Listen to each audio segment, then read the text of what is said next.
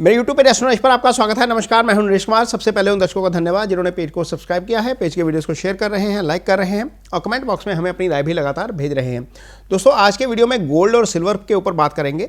Gold को यदि हम देखते हैं तो 17 अक्टूबर के आसपास, 20 अक्टूबर के आसपास करीब इसका हाई था 4398। डॉलर टर्म की बात करूंगा, इंडिया में 1,32,000 के आसपास का था। और सिल्वर हमने देखा कि सिल्वर ने भी उस समय हाई बनाया था, कोई $54 के आसपास, 5375 का हाई था, $53.75 का। इनमें से सिल्वर ने तो 13 नवंबर को अपना हाई वो ब्रीच कर लिया, एक बार ब्रीच कर गया था, लेकिन वो वहाँ पर टिका नहीं, नीचे आ गया। गोल्ड की भी यही हालत है। गोल्ड नीचे 3925 को नहीं तोड़ रहा, यानी कि $3900 पे सपोर्ट बना के बैठा है। ये बिल्कुल वैसी ही स्थिति हो गई है जैसा हमने पिछले साल देखी थी, जब गोल्ड $3500 के ऊपर आया था और वहाँ से उसने करेक्टिव जो है मूव लिया था नीचे। इसका करेक्शन बना था लगभग 3123 के आसपास। सबको लग रहा था कि गोल्ड $3000 के आसपास आएगा, लेकिन वो नहीं आया और वहीं से घूम गया। अब सभी को लग रहा है कि गोल्ड $3700-3800 के आसपास आएगा, लेकिन ये आगे मूव कर रहा है और प्राइस रेंज जो है वो बनी हुई है, बहुत टाइट रेंज बनी हुई है और यहाँ से ना तो ऊपर जा रहा है या ना ही नीचे आ पा रहा है। तो ऐसी स्थिति में प्लेनेटरी एक्शन क्या कहता है, मीन्स प्राइस एक्शन को मैं नहीं बता सकता कि कहाँ जाएगा, कितना जाएगा, लेकिन मैं हिस्टोरिकल डाटा तो देख सकता हूँ कि क्या जो है वो उसमें प्राइस एक्शन रहा है पहले और उसके बाद प्लेनेटरी मूव क्या रहा है। तो यदि हम इसको प्लेनेटरी मूव के हिसाब से देखते हैं तो मेरा वीडियो सबको याद होगा चांदी वाला, जिसमें वीनस की पोजीशन चेंज होने के साथ साथ मैंने चांदी के लिए कुछ कैलकुलेशन की थी, वो बिल्कुल एक्यूरेट ठीक रही थी।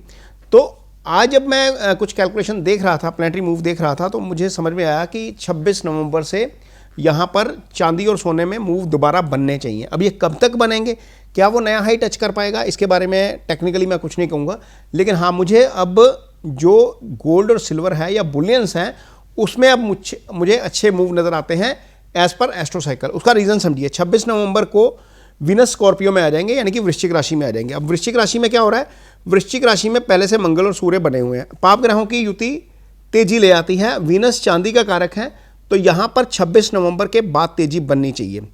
अब इसके बाद वीनस जाएंगे सैजिटेरियस में, धनु राशि में जाएंगे लगभग 20 दिसंबर को। इससे पहले ही सूर्य आगे निकल चुके होंगे। इसका मतलब यह है कि वीनस और सूर्य दोनों की युति एक बार फिर हो जाएगी धनु राशि में।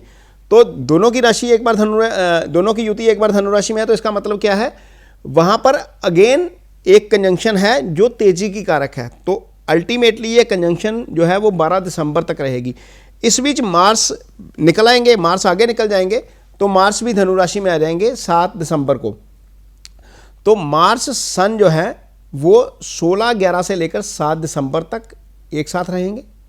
अभी हैं 7 मीन्स 26/11 से, सॉरी, क्योंकि वहाँ पर मरकरी जो थे, मरकरी आगे निकल गए। अब मार्स और सन का कंजंक्शन है। अब जब आएंगे तो शुक्र भी साथ आ जाएंगे। और वीनस और सन का जो कंजंक्शन है वो 26 नवंबर से 15 दिसंबर, सन मार्स का जो कंजंक्शन है 15 दिसंबर से 14 जनवरी, यानी कि जब धनु राशि में मंगल जाएंगे 7 दिसंबर को, तो पीछे पीछे मंगल के पीछे पीछे सूर्य भी चले जाएंगे। तो ये कंजंक्शन वहाँ पर मंगल और सूर्य का बन जाएगा 15 दिसंबर से 14 जनवरी तक, यानी कि ये अगेन पाप ग्रह दोबारा एक साथ रहेंगे। तो ये तेजी के कारक होते हैं। यदि हम वीनस, सन और मरकरी का कंजंक्शन की बात करते हैं तो 6 दिसंबर के आसपास मरकरी जो तुला राशि में आ गए हैं वक्री स्थिति में चलते हुए, अब वो दोबारा आगे मार्गी होकर निकल जाएंगे आपके यहाँ पर वृश्चिक राशि में।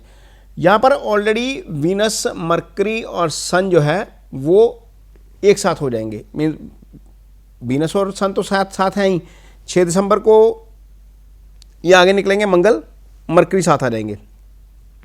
मंगल धनु में चले जाएंगे, मरकरी पीछे आगे आ जाएंगे। तो इसमें वीनस, मरकरी और सन तीनों का जो है वो त्रिग्रही योग बन जाएगा। ये बनेगा 6 दिसंबर से लेकर 15 दिसंबर तक, ये स्कॉर्पियो में ही बनेगा। अब वीनस जो है वो चांदी के कारक हैं, सूर्य जो हैं वो सोने के कारक हैं, बुध जो है वो ट्रेड के कारक हैं। इसका मतलब यह है कि 6 दिसंबर से लेकर 15 दिसंबर तक भी तेजी रहनी चाहिए। और इसके बाद सूर्य, मंगल और शुक्र तीनों ही चांदी और सोने के कारक हैं। ये 20 दिसंबर से 14 जनवरी तक धनु में रहेंगे। इसका मतलब ये है कि बार बार अगले 2 महीने में, 2.5 महीने में, यानी कि 26 नवंबर से यदि हम इसको काउंट करते हैं तो अगले 2 महीने में बार बार ऐसे ग्रहों का कंजंक्शन बन रहा है जो गोल्ड और सिल्वर दोनों के कारक हैं। गोल्ड को हम देखते हैं मंगल से, सूर्य से और गुरु से। इसके अलावा मेष राशि से देखते हैं, सिंह राशि से देखते हैं और मकर राशि से देखते हैं। चांदी को हम देखते हैं कर्क राशि से, शुक्र से और आपका चंद्रमा से।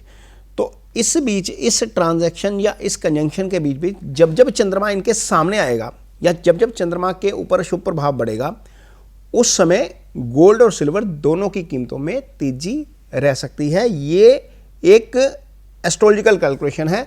यहाँ ये समझ आता है कि जितना इसने रेंज बाउंड करना था गोल्ड और सिल्वर दोनों ने, वो मुझे लगता है कि अब हो चुका। यहाँ से गोल्ड सिल्वर चलने चाहिए। लेकिन यदि मैंने ये कह दिया कि 26 नवंबर से ही चलने चाहिए, तो आप ये समझ के चल पड़ो कि 26 को ही चल पड़ेंगे, तो ये ऐसा नहीं होता है। कई बार कंजंक्शन जो है वो अपना काम करने में समय लगाती है, जैसे जून में हुआ था। मैंने 31 मई को वीडियो डाला था, मैंने बोला था कि यहाँ पर 6 जून के बाद तेजी आनी चाहिए। उस समय ये कंजंक्शन उसी समय काम कर गया था, उसी समय मीन्स अगले दिन ही काम कर गया था। कई बार क्या होता है कि वीडियो डालते हैं और डेट दे दी जाती है, जैसे निफ्टी के मामले में हुआ। 18 अक्टूबर के बाद मुझे लग रहा था कि मंदी है, वहाँ पर बहुत ज़्यादा तेज़ी नहीं है। तो 18 अक्टूबर के बाद एक बार अपस्विंग आया निफ्टी में, फिर नीचे गिरा निफ्टी 26,100 से 25,318 सीधा 800 पॉइंट का करेक्शन उसने दिखाया। तो जो प्लैनेटरी कंजंक्शन है, जो एक्सिस बना हुआ है, उसका रिजल्ट कहीं ना कहीं ज़रूर आता है। वो टाइमिंग, वो दिन कौन सा है, वो डिटेल में मून के मूवमेंट के ऊपर, नक्षत्र किस नक्षत्र में है प्लैनेट, उसको देख के तय होता है। लेकिन मोटे तौर पर ये ट्रेंड वीडियो बनाने के लिए इतना ठीक है कि इसको बता सकते हैं कि इस समय के दौरान इसमें नेगेटिव मूव नहीं है।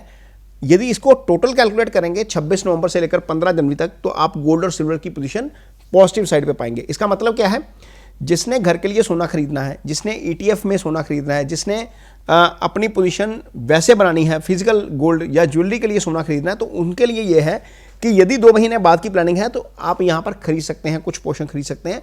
यहाँ पर आगे जाकर आपको हो सकता है कि वो महंगा मिले जनवरी के बाद, क्योंकि जो प्लैनेटरी मूवमेंट है वो बता रहा है कि आगे जाकर इसमें तेज़ी आ जाएगी। लेकिन यदि आप कहें कि मैंने 26 नवंबर को बोल दिया कि तेज़ी है, तो 26 नवंबर के बाद ही आप MCX के ऊपर ट्रेड लेकर बैठ जाएं और आपको लगेगी यार उस दिन तो गिर गया, ये तो बताया था वीडियो में, ऐसा हुआ नहीं, ये गलत है। तो इसको इस तरीके से मत लीजिए। इसको ट्रेड MCX पर ट्रेड करने के मसले से मामले के रूप में मत लीजिए। इसको लीजिए सिर्फ एक ट्रेंड को समझने के लिए कि ट्रेंड कहाँ पर है। यदि आपको ट्रेंड समझ आ जाता है तो अल्टीमेटली जो अच्छा ट्रेडर है या जो अच्छा इन्वेस्टर है वो अपनी पोजीशनिंग उस हिसाब से कर लेता है। बाकी ये जो मैं वीडियो बना रहा हूँ, ये वीडियो आपकी जानकारी भर के लिए है। इसको एस्ट्रोलॉजी को एज ए टूल यूज़ कर सकते हैं। इसके ऊपर बिल्कुल ब्लाइंड फेथ करके नहीं चल सकते। इसके ऊपर यदि आपने कोई इन्वेस्टमेंट करनी है गोल्ड या सिल्वर में, तो आपको अपने निवेश सलाहकार की मदद ज़रूर लेनी चाहिए। इसके ऊपर ब्लाइंड प्ले नहीं करना चाहिए। ये वीडियो आपको कैसा लगा, इस पर कमेंट बॉक्स में अपनी राय जरूर दीजिए। यदि वीडियो अच्छा लगे तो इसे शेयर जरूर करिए, पेज को सब्सक्राइब जरूर करिए। इसके साथ ही मुझे दीजिए इजाजत। नमस्कार।